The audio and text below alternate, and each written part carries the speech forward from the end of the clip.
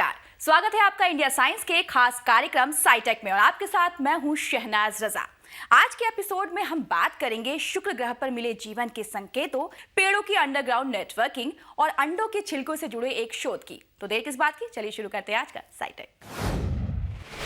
पड़ोसी ग्रह शुक्र पर जीवन की संभावना कम समझी जाती है। वजह है यहाँ का ज्यादा तापमान और कार्बन डाइऑक्साइड की अधिक मात्रा। लेकिन हाल ही में खगोल वैज्ञानिकों को शुक्र ग्रह पर एक ऐसी गैस के बारे में पता चला है जो वहां जीवन के संकेत दे रही है। संभावना जाहिर की जा रही है शुक्र ग्रह के बादलों में सूक्ष्म जीव तैर रहे हैं। तो आइए जानते हैं इसके बारे में विस्तार से। चंद्रमा और मंगल ग्रह पर पानी की खोज के बाद अब वैज्ञानिकों को शुक्र ग्रह पर फॉस्फीन गैस मिली है। ये गैस शुक्र की सतह से 50 किलोमीटर ऊपर ऐसे स्थान पर मिली है जहां का तापमान और दबाव ठीक उतना ही है जितना पृथ्वी के समुद्री तल पर होता है। पृथ्वी पर फॉस्फीन का संबंध जीवन से होता है, जिसका निर्माण माइक्रोब्स या फिर मानव औद्योगिक गतिविधियों में होता है। ऐसे में शुक्र ग्रह की सतह से 50 किलोमीटर ऊपर फॉस्फीन गैस कैसे स्थित है? इसी बात का पता लगाया है ब्रिटेन के कार्डिफ यूनिवर्सिटी के प्रोफेसर जेन ग्रीव्स और उनके सहयोगियों ने। कैसे मिली शुक्र पर फॉस्फीन? प्रोफेसर जेन ग्रीव्स और उनके साथियों ने हवाई के मौना किया ऑब्जर्वेटरी में जेम्स क्लर्क मैक्सवेल टेलीस्कोप और चिली में स्थित Atacama large millimetre array telescope की मदद से शुक्र ग्रह पर नजर रखी। इससे उन्हें फॉस्फीन के स्पेक्ट्रल सिग्नेचर का पता लगा, जिसके बाद वैज्ञानिकों ने संभावना जताई कि शुक्र ग्रह के बादलों में ये गैस बहुत बड़ी मात्रा में है। वैज्ञानिकों ने इस पर विस्तार से अध्ययन किया और बताया कि ये अणु किसी प्राकृतिक नॉन बायोलॉजिकल जरिए से बना हो सकता है, जो कि वहां जीवन की संभावनाओं को बढ़ाता है। उनका ये अध्ययन नेचर एस्ट्रोनॉमी जर्नल में प्रकाशित किया गया है। क्या होती है फॉस्फीन? फॉस्फीन फास्फोरस का एक यौगिक है। ये एक रंगहीन और विस्फोटक गैस है जिसमें लहसुन या फिर सड़ी हुई मछली की गंध आती है। इस गैस का उत्सर्जन माइक्रोबैक्टीरिया ऑक्सीजन की अनुपस्थिति में करते हैं। क्यों असंभव है शुक्र पर जीवन? सबसे चमकदार ग्रहों में से एक शुक्र पर वायुमंडल की मोटी परत है, जिसमें कार्बन डाइऑक्साइड की अधिकता है। यहाँ के वातावरण में 96% कार्बन डाइऑक्साइड है। इस ग्रह पर वायुमंडलीय दबाव पृथ्वी के मुकाबले 90 गुना ज्यादा है। शुक्र के सतह का तापमान किसी पिज्जा के अवन की तरह 400 डिग्री सेल्सियस से भी ज्यादा है। यानी अगर आपने शुक्र ग्रह पर पैर रखा तो कुछ ही सेकंड में आप उबलने लगेंगे। इसलिए मौजूदा अध्ययन के मुताबिक अगर शुक्र पर जीवन होता भी है तो वो 50 किलोमीटर ऊपर मिलने की ही उम्मीद की जा सकती है। क्या है निष्कर्ष? वैज्ञानिकोों का कहना है कि फॉस्फीन की उपस्थिति से पता चलता है कि शुक्र की सतह पर अज्ञात भूगर्भीय या रासायनिक प्रक्रियाएं घटित हो रही हैं। इसलिए ग्रह के वायुमंडल में गैस की उत्पत्ति का बेहतर पता लगाने के लिए और शोध की जरूरत है। उन्होंने अपने शोध पत्र में लिखा है कि शुक्र पर फॉस्फीन की उत्पत्ति अज्ञात फोटोकेमिस्ट्री या जियोकेमिस्ट्री से हो सकती है, या पृथ्वी पर फॉस्फीन के जैविक उत्पादन के अनुरूप भी ये पैदा हो सकता है। फिलहाल नासा ऐसी 2 योजनाओं पर काम कर रहा है जिससे शुक्र ग्रह के वायुमंडल को भविष्य में और भी बारीकी से जाना जा सकेगा।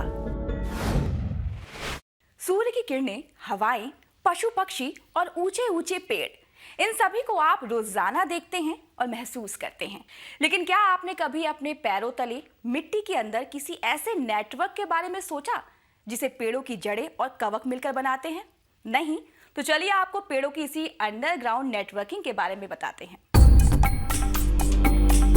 आमतौर पर अधिकांश फंगस यानी कि कवक मिट्टी के साथ पेड़ों की जड़ों में गुथे रहते हैं। ये पेड़ों की जड़ों में माइसीलियम के द्वारा एक नेटवर्क के रूप में स्थापित रहते हैं। माइसीलियम कवक का वेजिटेटिव पार्ट होता है, जो छोटे छोटे धागेनुमा संरचना होती है। ये धागेनुमा संरचनाएं एक दूसरे के साथ मिलकर एक जाल बना लेती हैं, जिसे माइकोराइजल नेटवर्क कहते हैं। इस नेटवर्क के द्वारा पेड़ एक दूसरे के साथ पानी, नाइट्रोजन, कार्बन और अन्य खनिज पदार्थों का आदान प्रदान करते हैं। जर्मन वन अधिकारी पीटर वॉलेबेन इसे वुड वाइड वेब कहते हैं, जिसमें माइसीलियम के द्वारा पेड़ एक दूसरे से बात करते हैं।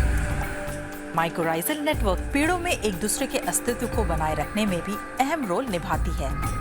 उदाहरण के लिए किसी छायादार जगह पर उगने वाले एक नन्हे पौधे तक जब जरूरी मात्रा में प्रकाश नहीं पहुंच पाता और उसकी पत्तियां प्रकाश संश्लेषण नहीं कर पाती, तो ऐसे में जिंदा रहने के लिए नन्हा पौधा पुराने और लंबे वृक्षों से इसी माइकोराइजल नेटवर्क के द्वारा जरूरी खनिज पदार्थ प्राप्त करते हैं। इंग्लैंड यूनिवर्सिटी ऑफ रीडिंग द्वारा डगलस फर पेड़ों पर किए गए अध्ययन में एक रोचक बात सामने आई है, जिसके मुताबिक ये पेड़ अपने रिश्तेदारों यानी कि अपने जैसे दूसरे पेड़ों की जड़ों को पहचान लेते हैं और उन्हें फंगल नेटवर्क के माध्यम से कार्बन और खनिज पदार्थ भेजते रहते हैं। पारिस्थितिकी विज्ञानी सुजैन सिमर्ड ने अपने शोध में पाया कि पेड़ों में कवक नेटवर्किंग अपने कार्बन स्रोत को सुरक्षित रखने की आवश्यकता से प्रेरित होती है। कवक नेटवर्क माइसीलियम से जुड़े पेड़ों को स्वस्थ रखने और साथ ही साथ कवक की कार्बन आपूर्ति के लिए वितरक की तरह कार्य करती है। अपनी इस सेवा के बदले माइकोराइजल नेटवर्क 30% शर्करा प्राप्त करता है, जो कि एक दूसरे से जुड़े पेड़ प्रकाश संश्लेषण द्वारा बनाते हैं। अब शर्करा कवक को ऊर्जा प्रदान करती है, बदले में माइसीलियम फास्फोरस और अन्य खनिज पदार्थ इकट्ठा कर लेता है, जिसका इस्तेमाल पेड़ों द्वारा किया जाता है। पेड़ और कवक कनेक्शन में हब ट्री सबसे महत्वपूर्ण होते हैं। इन्हें मदर ट्री कहा जाता है, जो सबसे ज्यादा अनुभवी पेड़ माने जाते हैं। आमतौर पर हब ट्री के पास सबसे ज्यादा कवक कनेक्शन होता है। इनकी जड़ें मिट्टी में नीचे पानी तक पहुंचती हैं, जिसे ये नन्हे पौधों तक पहुंचाते हैं। माइकोराइजल नेटवर्क के द्वारा ये हब पेड़ अपने पड़ोसी बीमार पेड़ों के संकट संकेतों का पता लगा लेते हैं और फिर वो उन्हें जरूरी पोषक पदार्थ पहुंचाते हैं। इन निष्कर्षों से ये पता चलता है कि पेड़ों ने अपनी प्रजातियों के अस्तित्व को बचाए रखने के लिए जटिल सहजीवी संबंध विकसित कर लिया है। माइकोराइजल नेटवर्क इस संबंध का एक मुख्य हिस्सा है। यूं तो कवक अपने फायदे के लिए काम करते हैं, लेकिन इसी के जरिए वे बड़े से बड़े पेड़ों के स्वास्थ्य और अस्तित्व को संरक्षित करते हैं। मुर्गी पहले आई या अंडा, ये पहली तो आप बचपन से ही सुनते आ रहे होंगे, जिस पर आज भी विज्ञान का मंथन जारी है। लेकिन इसके अलावा भी अंडे के कई ऐसे रोचक पक्ष हैं जिसे आप शायद नहीं जानते। जैसे यदि अंडे को खड़ा रखा जाए तो उस पर 4 किलोग्राम तक का भार रखा जा सकता है। इतना कठोर। फिर अंडे से नन्हा चूजा छिलका तोड़कर बाहर कैसे आता है, आइए जानते हैं इस विज्ञान को। मुर्गी का अंडा और उसका छिलका वैज्ञानिकों के लिए हमेशा कौतूहल का विषय रहा है। कनाडा के ब्रिटिश कोलंबिया विश्वविद्यालय के डॉक्टर मार्विन ए टंग ने 1967 में अपने पीएचडी थीसिस में बताया था कि अंडे को टूटने से बचाने में उसके छिलके की कठोरता सबसे महत्वपूर्ण भूमिका निभाती है। मुर्गी के अंडे का वजन 60 ग्राम के लगभग होता है और छिलके में लगभग 6 ग्राम खनिज होता है, जो उसे कठोरता प्रदान करता है। लगभग 200 वर्ष पूर्व जर्मन खनिज वैज्ञानिक फ्रेडरिक मो ने सामग्रियों की कठोरता का अनुमान लगाने के लिए एक मानक पैमाना तैयार किया था। हीरा इस पैमाने पर 10 अंकों पर रखा गया, पुखराज को 8, क्वार्ट्ज को 7 और एपेटाइट खनिज पत्थर यानी कैल्शियम फॉस्फेट को 5 अंक पर रखा गया है, जो कि हमारे दांतों की इनामल की कठोरता है, क्योंकि ये मूलतः हाइड्रोक्सी एपेटाइट से बना होता है। कैल्साइट यानी कैल्शियम कार्बोनेट की कठोरता पैमाने पर 3 है। मुर्गी के अंडे के छिलके में कैल्साइट होता है और यही अंडे को टूटने से बचाता है। वैज्ञानिक अध्ययनों के मुताबिक अंडे के छिलके की मोटाई 0.36 मिलीमीटर होती है, जिसमें कई उप परतें होती है। प्रत्येक उप परत प्रोटीन संगठन और संरचना में एक दूसरे से अलग होती है।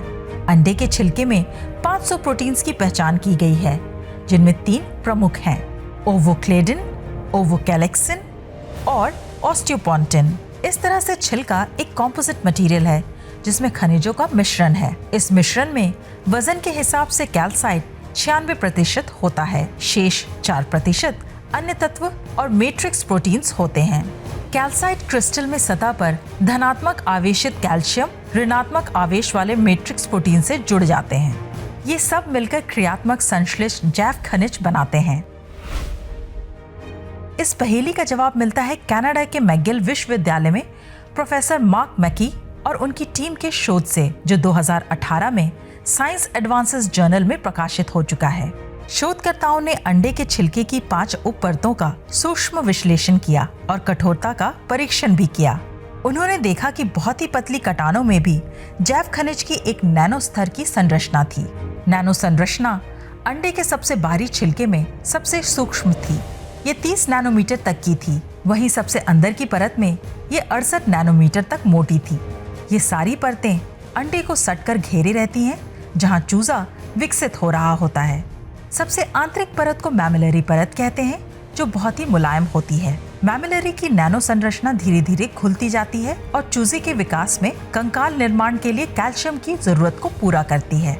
छिलके का इस तरह घुल घुल कर पतला हो जाने से इसे तोड़ना आसान हो जाता है और नन्हा चूजा समय पर बाहर आ जाता है। तो आज का SciTech आपको कैसा लगा, हमें लिखना ना भूलिएगा। आप अपने सुझाव नीचे दी गई ईमेल आईडी पर भेज सकते हैं। साथ ही अपने मोबाइल पर SciTech देखने के लिए इंडिया साइंस का ऐप जरूर डाउनलोड करिए और साथ ही हमें फॉलो और सब्सक्राइब भी जरूर करिएगा। तो आज के लिए बस इतना ही। SciTech के एक नए अंक के साथ हम फिर हाजिर होंगे। तब तक के लिए नमस्कार।